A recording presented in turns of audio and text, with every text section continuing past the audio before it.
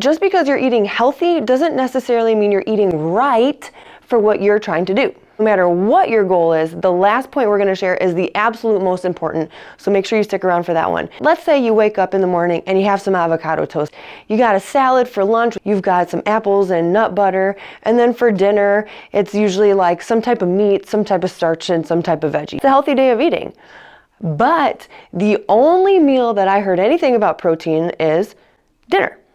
Almost everybody we work with starts with low protein, maybe getting half of the protein that their body needs. So while you ate healthy all day long, it's going to be really, really hard for your muscles to do what they're going to do, and you're not going to be building any type of new muscle. The second thing you really need is carbs. Carbs are not the enemy. They're your body's preferred source of energy. There are a billion reasons that your body needs carbs, and we actually have an entire podcast on just that. So if you want that, let me know in the comments and I'll send you the direct link. But carbs are so necessary. The next thing isn't usually a problem for people to get.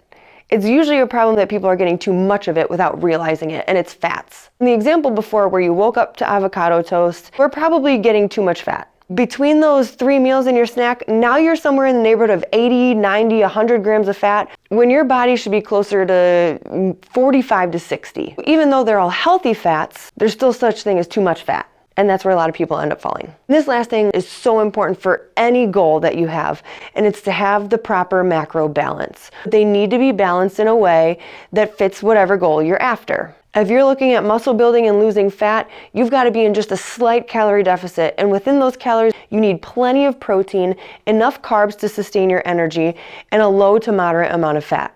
If your goal is straight new muscle mass, it's going to require a lot of protein, a lot more carbs, and a moderate amount of fat so that you have enough fuel to not only get your workouts in, but to make sure that your muscles are growing too.